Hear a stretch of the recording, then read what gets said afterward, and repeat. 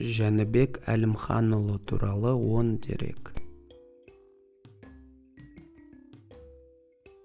Жәнібек Әлімханұлы 1993 жылы 1 сәуірде Алматы облысы Жыланды ауылында дүниеге келген.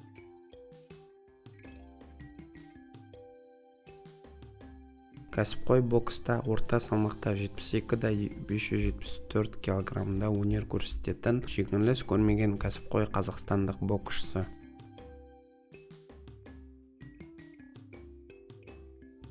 Қазақстанның еңбек сіңірген спорт шебері. Әуесқой бокста 2016 жылы Олимпиадаға қатысушысы, 2013 жылы әлем чемпионы, 2013-14 жылдары Азия чемпионы, халықаралық дәрежедегі спорт шебері. Кәсіпқой бокста орта салмақтағы WBO Global тұжырымы бойынша 2012-2020 жылдары, 2020 біздің уақытқа шейін және WBC Continental Americas тұжырымы бойынша 2019 жылдан біздің уақытқа дейін чемпионы. WBO 2022 жылдан біздің уақытқа дейін және IBF 2023 біздің уақытқа дейін чемпионы.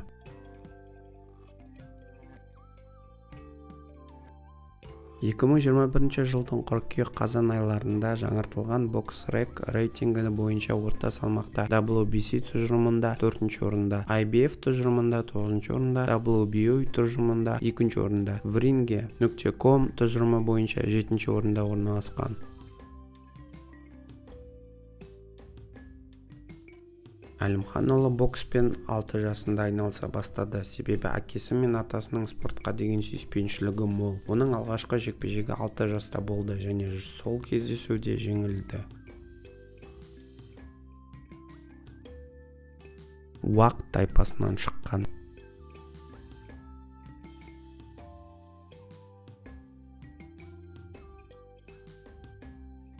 2016 жылы 29 қазанда кәсіпқой рингте алғашқы кездесуін өткізді. Бірінші раундта колумбиялық боксшы Милтон Нуньесті нокаутқа түсірді. 2018 жылы мамырдан бастап кәсіпқой бокс менеджері Эггис Климасмен және Боб Арумның Top Rank промоутерлік компаниясымен келісім шарт жасады. Оның тренері Бадди Макгирд болды. 28 қыркүйекте Америка құрама штаттарындағы алғашқы жекпе-жегінде жеңіске жетті. Bir айдан соң Берік Сұлтанның Америкада алғашқы жекпе-жек атты документалды киносы шықты.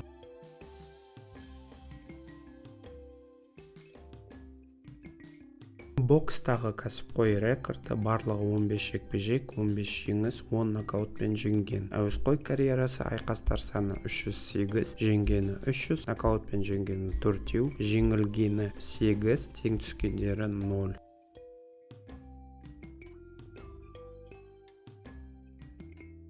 Бойы 182 см.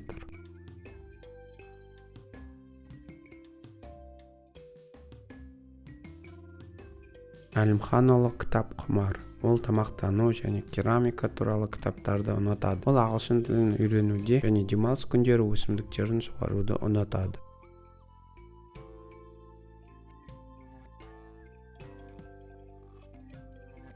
Назарларыңызға рахмет.